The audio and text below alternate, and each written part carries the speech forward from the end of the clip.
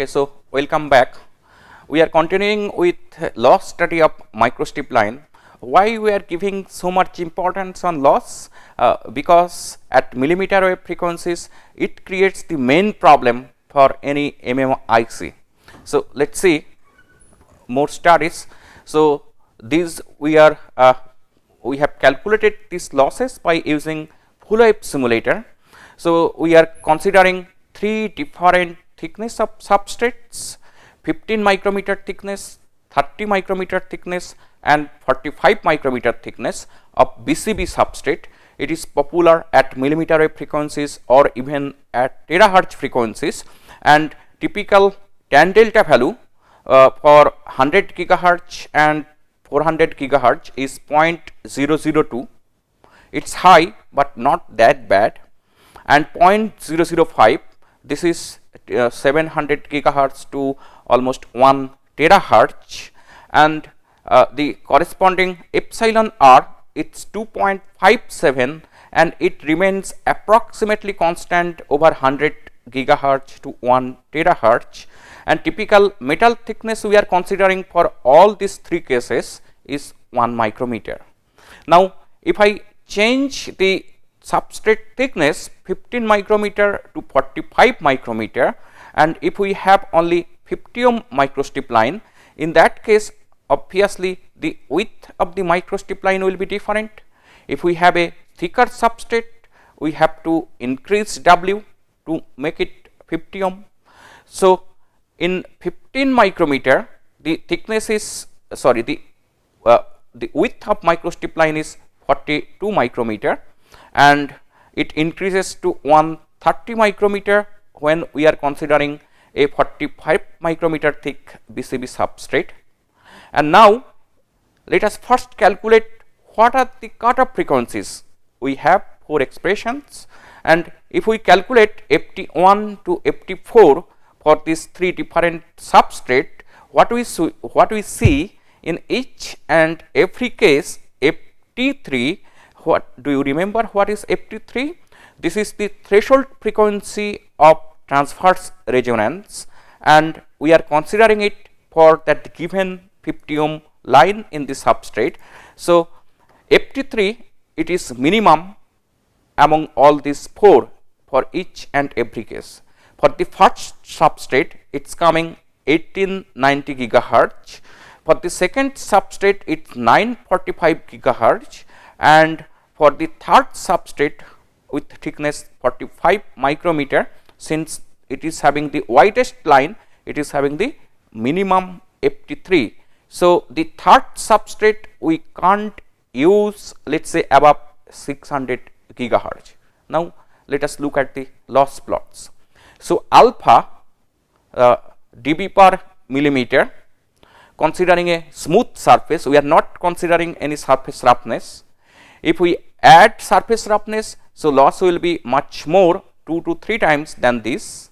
Now you see, for 15 micrometer substrate, loss is much higher compared to that 45 micrometer thick substrate. Why? For 15 micrometer, the width of microstrip line is 42 micrometer, so it's thinner. So that's why conductor loss is highest for this 50 ohm line on 15 micrometer. This is over 75 to 110 gigahertz. Now if I further increase the frequency, we are considering terahertz band 350 to 400 gigahertz. You see, for 15 micrometer, previously loss was 0.25 to 0.3, now it increases to almost 0.55 dB per millimeter. If I further increase the frequency, what will happen? It increases to 0.6 approximately dB per millimeter. And remember, this is without any surface roughness. So if I add same value of surface roughness with these 3 cases, then the effect will be more prominent at higher frequencies. Why? Because at higher frequencies we have smaller delta S, and we have seen in the correction factor that if it depends on the surface roughness with respect to delta S.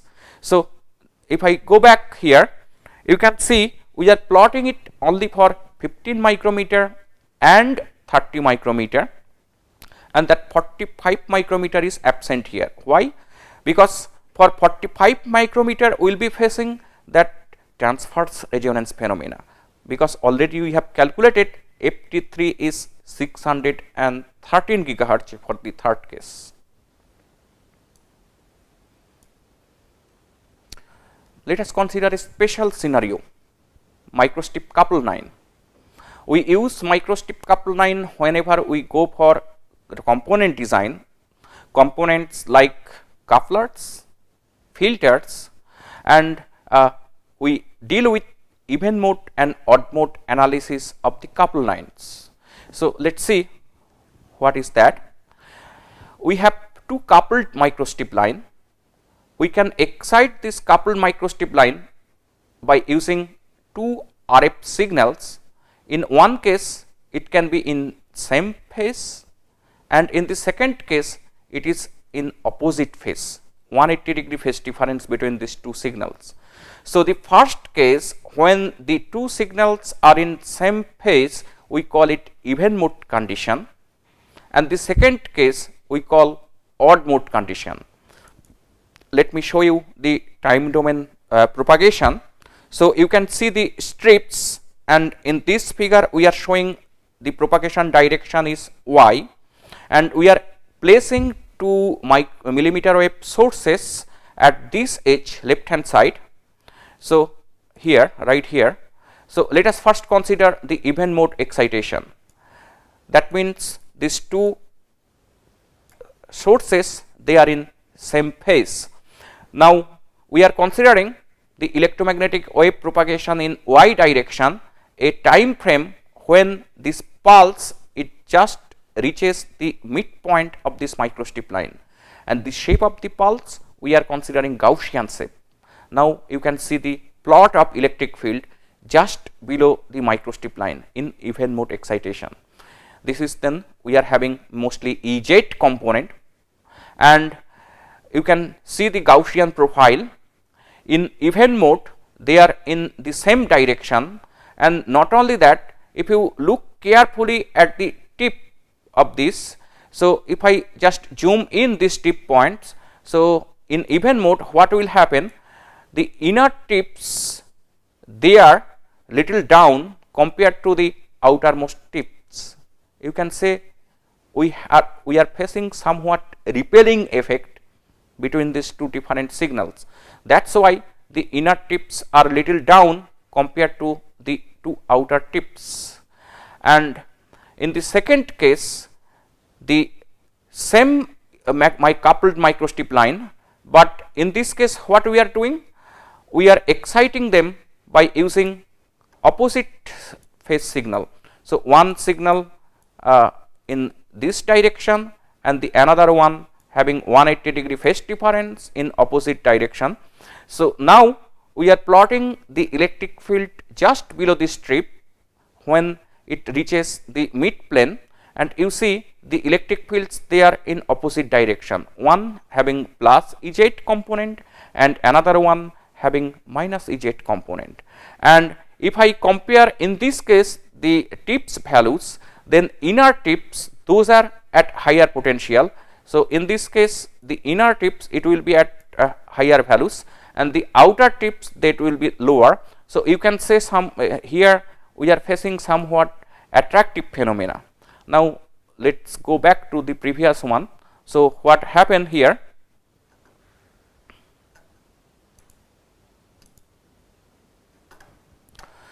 In even mode condition, when we are exciting by the source having same phase component, the electric field, this is the plot of electric fields on a cross sectional plane. You can see the black color microstrips, and this black color line it represents the ground. So, the direction of electric field in same direction, and there won't be any coupling between these two strips. So, no electric field exists from left to right hand side strip. So, we can model this system by using two capacitors as C11, it represents the first line, and C22 it represents the second line, and then effective CE we can consider these two lines with ground together as a single transmission line system. So, this single transmission line system, obviously it will be associated with some beta, alpha and some characteristics impedance. So, we call the characteristics impedance when we are exciting in even mode Z0E or even mode characteristics impedance. Similarly, in odd mode we can define another characteristics impedance, obviously which will be different since the electric field orientation it's changing, and in that case we will call it Z0O or odd mode characteristics impedance. And in this two different scenario, beta or phase constant it will be different. Why? Let us again go back to the circuit diagram.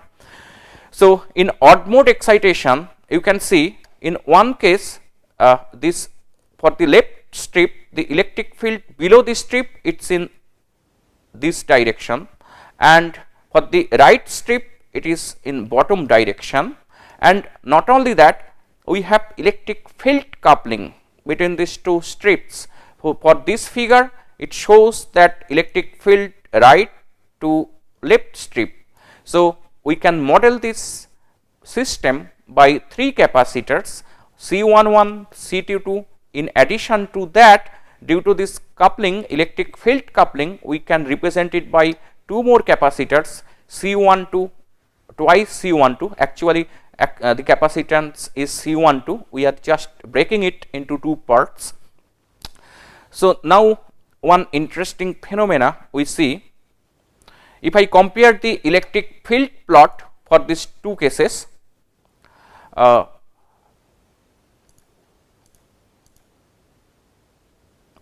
left hand side we have electric field mostly confined inside the substrate, and right hand side fringing field is more in air. Now, if I calculate epsilon E for both of these two cases, obviously it will be different. So, effective epsilon for the even mode configuration it will be higher compared to that in odd mode excitation. Why? Because we have mostly the electromagnetic wave propagation through dielectric, and here right hand side as the field plot shows we have fringing fields also which we can't neglect in air. So, the conclusion is that epsilon E in even mode it is much higher compared to the epsilon O in odd mode. What is the problem we face due to that? If epsilon E is different, that means lambda g will be different. If lambda g difference, phase velocities will be different, we will be having dispersion effect.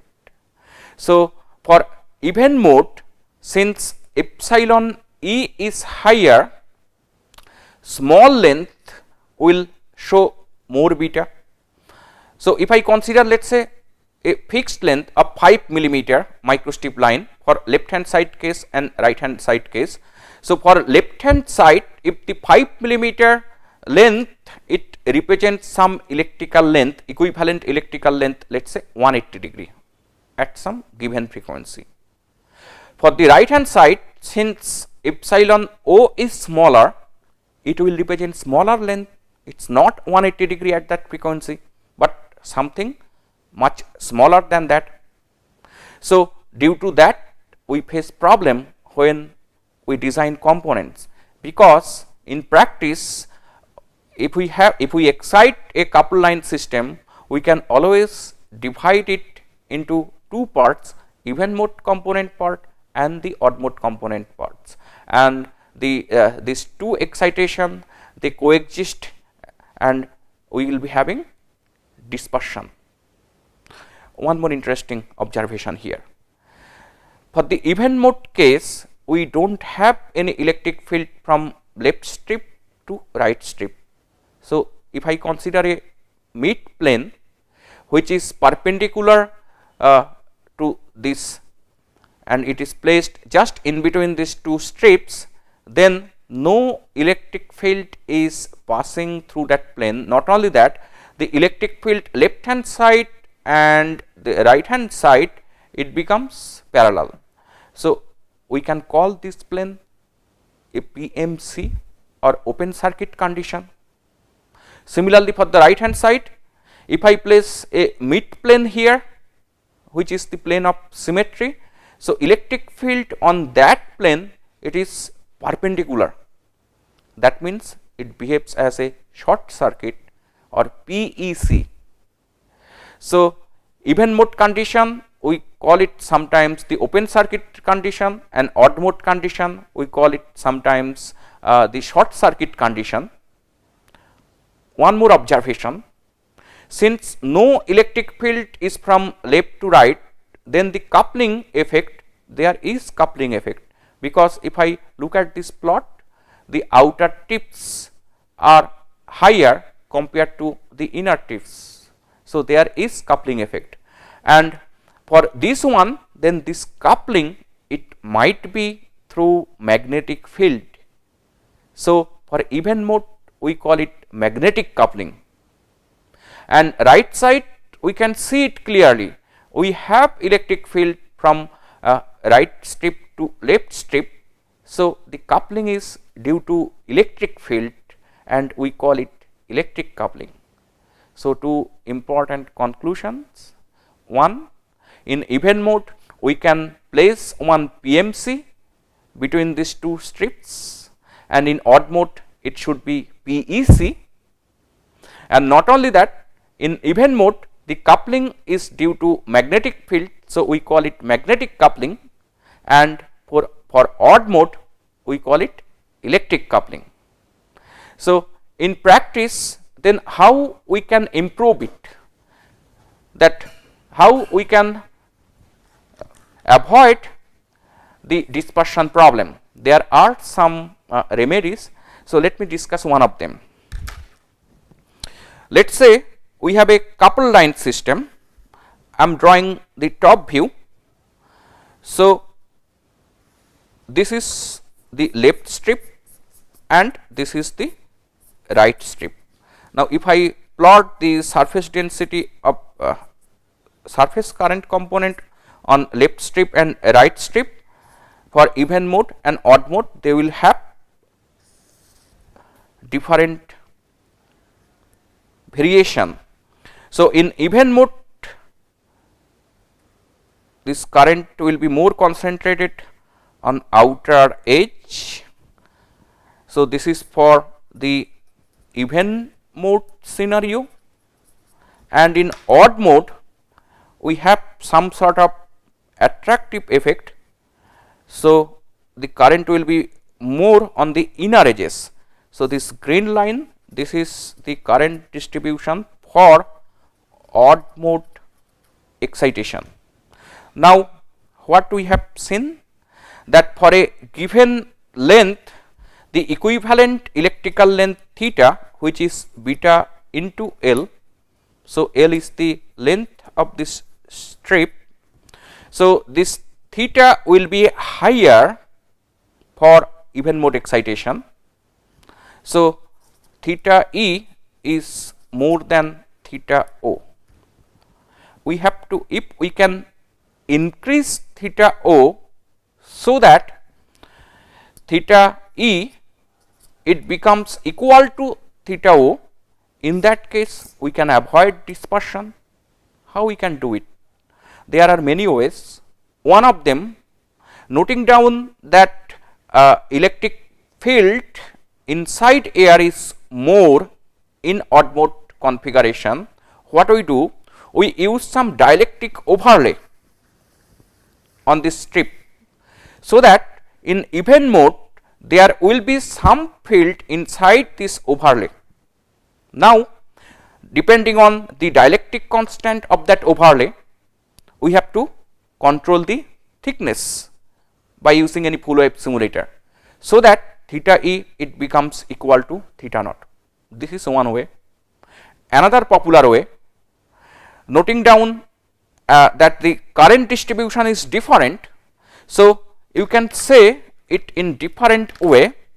Since the current distribution for the odd mode is higher at the inner edges, so if I perturb the inner edge, most probably it is going to perturb the odd mode characteristics, right.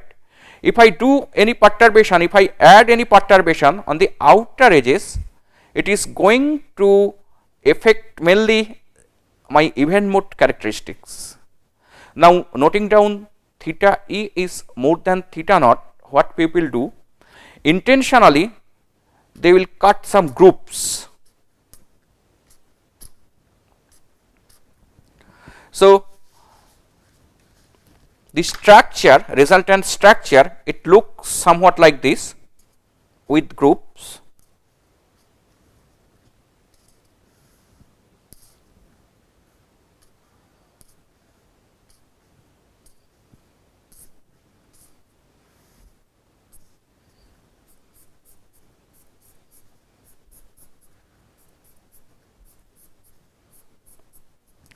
So, what we are doing here? We are introducing some groups here so that the effective current path in odd mode it increases. You see, now it becomes longer, right. So, we have to then tune the depth of this group and the width of this group so that this theta e it becomes nearly equal to theta naught, and it is not going to affect my even mode excitation since we are doing at the inner edges. So, this is another popular method to avoid that dispersion effect.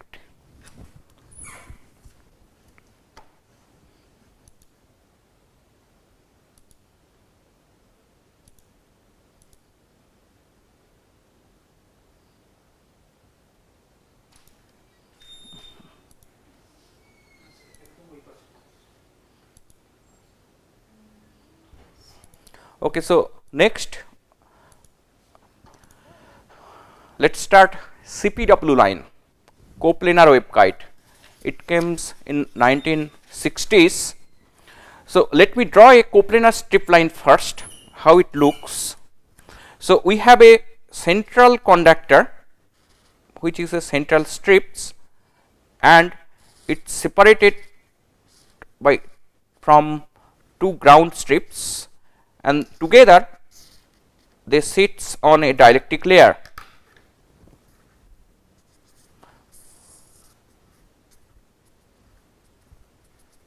You can consider it as a coupled slot. This is the cross sectional view.